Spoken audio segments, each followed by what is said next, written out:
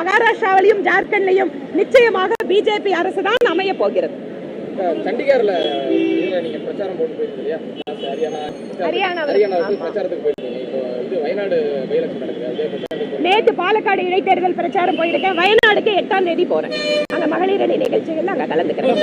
State கவர்மெண்ட்ல பல கோரிக்கைகள் சொன்னீங்க. சென்ட்ரல் கவர்மெண்ட்லயே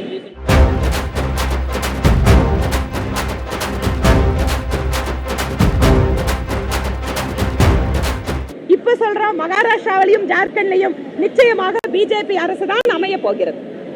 சண்டிகர்ல நீங்க பிரச்சாரம் போட்டு போயிருக்கீங்க இல்லையா?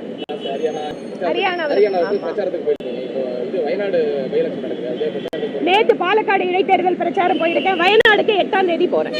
அந்த மகளிர் அணி நிகழ்ச்சிகள்ல அங்க கலந்துக்கிறேன். ஸ்டேட் கவர்மெண்ட்ல பல கோரிக்கைகள் சொன்னீங்க. சென்ட்ரல் கவர்மெண்ட்லயே